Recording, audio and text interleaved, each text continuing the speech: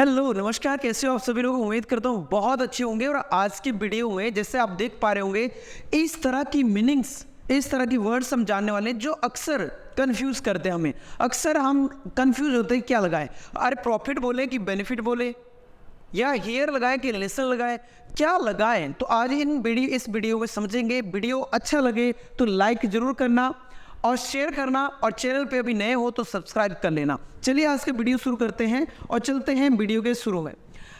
Same word meaning कुछ इस तरह की वर्ड है, जैसे आप देख पा रहे होंगे लिसन और हियर, दो वर्ड हमारे सामने लिखे हैं। अक्सर आपने सुना होगा लिसन का मतलब भी सुनना होता है, हियर का मतलब भी सुनना होता है, लेकिन कब लिसन कब हियर लगाएंगे ध्यान से देखेंगे। देखिए यहाँ लिखा है, जब आप किसी व्यक्ति को सुनने के साथ साथ क्या समझ भी रहे हो। जैसे मान लो मैं पढ़ा रहा हूँ, मैं बोलूँगा बच्चों से लिसन टू मी, मुझे सुनिए, लिसन टू हर, उसको सुनिए। मतलब हम इंटेंशनली कुछ सुनना चाहते हैं, इसलिए हम वहाँ लगाते हैं लिसन, यानी कि जानबूझकर कोई चीज़ सुनना या अच्छे से सुनना, उसको बोलते हैं लिसन। और हियर मतलब कोई भी आवाज़ें सुनाई देना, जैसे बर्तन की आवाज़ है, गाड़ियों की आवाज़ है, आप सुनना नहीं चाहते हैं लेकिन सुनाई दे रही है, तो ऐसी स्थिति में हम हियर का यूज़ करेंगे। लेट्स टेक सम एग्जाम्पल, जैसे listen to the drum solo, या मैंने कहा लिसन टू मी प्रॉपरली, मुझे अच्छे से सुनिए। लिसन टू सर, सर को सुनिए। तो वहाँ क्या हो रहा है, हम लिसन का यूज़ कर रहे हैं। और हियर की बात करें हम बच्चों, तो याद रखना हियर मतलब आवाज़ें सुनाई देना। जैसे मैंने कहा है ना, I hear the dogs bark every morning, मैं हर सुबह क्या करता हूँ, डॉग के भौंकने की आवाज़ सुनता हूँ। तो हम चाहते नहीं है सुने, लेकिन वो सुनाई देती है, तो ऐसी स्थिति में हम हियर का यूज़ करेंगे। उम्मीद करता हूँ ये दोनों चीज़ें आपको बहुत ही अच्छे से समझ में आ गई होगी। आगे बढ़ते हैं। अगला है हमारे सामने प्रॉफिट और बेनिफिट, दोनों में अंतर देखते हैं बहुत आसान तरीके से। बिजनेस या धंधे में कोई भी लाभ हो हमें, तो उसको प्रॉफिट हम बोलते हैं। ठीक है, कि आपको इस साल का कितना प्रॉफिट हुआ, इस महीने कितना प्रॉफिट हुआ, आज कितना प्रॉफिट हुआ, वो हमारा प्रॉफिट कहलाता है। और यदि बेनिफिट की बात करें तो बेनिफिट तो हमें दोस्तों, किसी यदि खाना अच्छा खा रहे तो उससे भी बेनिफिट हो सकता है हेल्थ के लिए, तो बेनिफिट हम आमतौर पर जनरली बोल सकते हैं। जैसे कोई भी हमने खाया या कुछ हमने, किसी ने हमारी मदद की, तो वो बेनिफिट हो सकता है। क्लियर। अब देखिए एग्जांपल से और अच्छे समझ में। प्रॉफिट, जैसे मैंने कहा, the company profit grow by 5% last year, कितना बढ़ा, 5% लास्ट ईयर में कंपनी का प्रॉफिट बढ़ा। और यदि बेनिफिट की बात करें तो मैंने कहा this Apple will benefit you, ये एप्पल तुम्हें क्या देगा, लाभ देगा। या this is for your benefit, ये तुम्हारे बेनिफिट के लिए है, यानी कि तुम्हारे हित के लिए है। बेनिफिट मतलब हित, एक तरह से लाभ, जनरल जो हम बात करते हैं। तो दोनों में अंतर पता चला होगा, प्रॉफिट और बेनिफिट में क्या डिफरेंस होता है, ये सुन लो। आगे बढ़ते हैं। आप देख रहे हैं डेट और डेट, अक्सर आपने सुना होगा डेट। डेट तो पता है आपको, तारीख, यानी कि आज कितनी तारीख है, कल कितनी तारीख थी, आपका जन्मदिन कितनी तारीख को आता है, तो वो होता है डेट। यानी कि टुडेज डेट इज 6 जून, आज 6 जून है, मतलब समझ में आता है डेट की बात की जा रही है, तारीख की बात। अब एक और डेट है, अक्सर आपने देखा होगा फिल्मों में या नाटकों में, डेटिंग, हम डेट पे जा रहे हैं।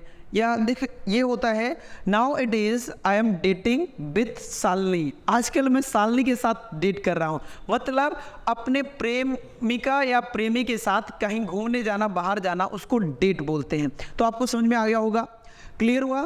तो अब कंफ्यूजन नहीं होना डेट और डेट पे। नेक्स्ट आगे बात करते हैं स्टोरी, फेबल। स्टोरी और फेबल में थोड़ा सा डिफरेंस है। स्टोरी मतलब हम कोई भी कहानी बना सकते हैं, कोई भी बता सकते हैं, जैसे कोई राजा की कहानी है, कोई व्यक्ति की कहानी है, मैं अपनी कहानी बता दूं, या कुछ इस तरह की चीज़ें जिनसे हमें शिक्षा मिले भी ना, लेकिन वो कहीं घटना हो, ये हो गई कहानी। और इसके बाद यदि हम फेबल की बात करें तो ऐसी कहानी जिससे कुछ शिक्षा देखने को मिले। एक कौवा था, है ना, वो बाग में गया, ऐसे आपने सुना होगा। एक खरगोश और एक शेर था, या इस तरह की बहुत सारी कहानियाँ जिनसे हमें बाद में क्या होती है, कुछ ना कुछ शिक्षा मिलती है कि ऐसा नहीं करना चाहिए, ऐसा करने से ऐसा होता है। तो यहाँ स्टोरी का मतलब और फेबल का मतलब समझ में आ गया होगा, एग्जाम्पल से समझते हैं। Every picture tales a story, her picture कोई ना कोई कहानी बताती है, मतलब उस पिक्चर में क्या चल रहा है, क्या हुआ होगा, ये बारे में बताती है। और फेबल का मतलब होता है you made it a kind of fable, तुमने इस तरह की कहानी बता दी है कि इससे क्या हो रहा है, कुछ हमें शिक्षा मिल रही है, कुछ हमें मोरल मिल रहा है। तो यहाँ ये आपको समझ में आएगा स्टोरी और फेबल में क्या डिफरेंस होता है। आगे बात करते हैं अथिस्ट का मतलब होता है क्या, आस्तिक, यानी कि ऐसा व्यक्ति जो भगवान पे आस्था रखता है, श्रद्धा रखता है, उसको बोलते हैं थीस्ट, और ऐसा व्यक्ति जो भगवान पे विश्वास नहीं करता है उसको बोलते हैं एथिस्ट। बात यहाँ समझ में आ गई होगी, बहुत ही आसान है, एग्जाम्पल के थ्रू और समझते हैं। क्या बोल रहे हैं कि I do believe in God, मैं भी भगवान पे विश्वास करता हूँ, that's why my friend called me theist, इसलिए मेरा दोस्त मुझे क्या कहता है, आस्तिक कहता है। और यदि एथिस्ट की बात करें तो देखिए ही claims that he was an atheist, वो क्लेम करता, दावा करता है कि क्या वो नास्तिक है अनटिल द एज ऑफ 17, कब तक, 17 साल की उम्र तक, उसके बाद भाई आस्तिक हो गया हो। क्योंकि हम नास्तिक तब तक, नास्तिक का मतलब होता है यानी कि विश्वास नहीं करना जब तक उसकी क्या कुछ रियलिटी ना पता चले, और जब रियल उसको देख ले हम तो हम आस्तिक हो जाते हैं, मानने लग जाते हैं उस चीज़ को। आगे देखिए अगला है टॉक और स्पीक, बहुत ही कॉमन वर्ड है टॉक और स्पीक, अक्सर आप यूज़ करते होंगे।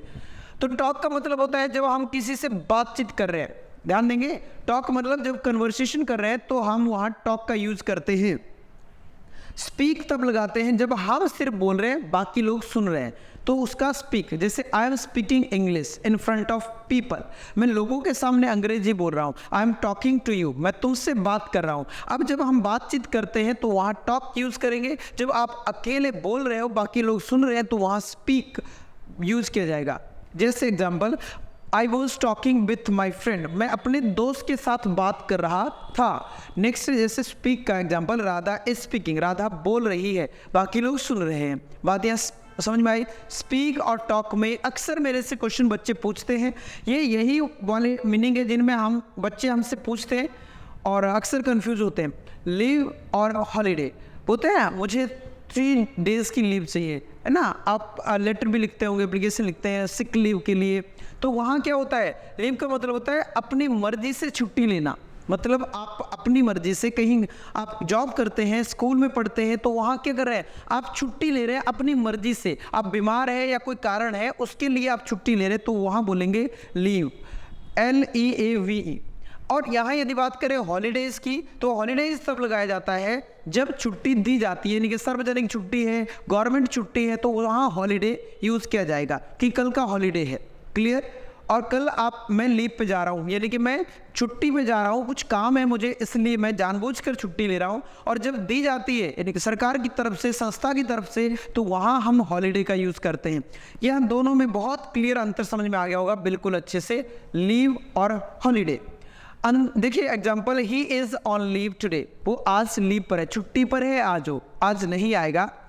हॉलीडे की बात करें तो my friend was away on holiday, मेरा दोस्त क्या हुआ, छुट्टियों पर गया है। तो यहाँ हम क्या कर रहे हैं, हॉलीडे का मतलब उसको गवर्नमेंट की तरफ से, संस्था की तरफ से छुट्टियाँ दी गई है, अब उनको एंजॉय कर रहा है, और यहाँ हम लीव लेते हैं। बात ये समझ में आ गई बहुत अच्छे से, लीव और हॉलीडे में डिफरेंस क्या होता है। क्राई और वीप अक्सर यूज होने वाले वर्ड है, ध्यान से समझना। क्राई मतलब तेज आवाज़ में रोना, उसको क्राई बोलते हैं, चिल्लाना।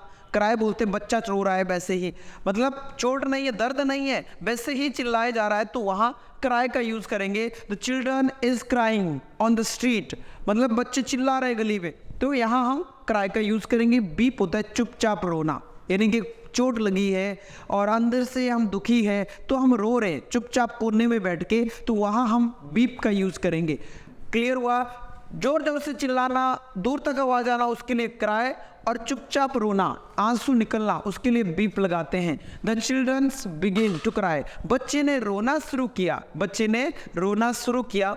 नेक्स्ट है beep, my father and mother were also beeping, मेरे पापा और मम्मी भी रो रहे थे। यहाँ वो क्या आराम से रो रहे थे, चुपचाप बैठ के रो रहे थे, चिल्ला नहीं रहे थे, तो उसके लिए हम लगाते हैं बीप।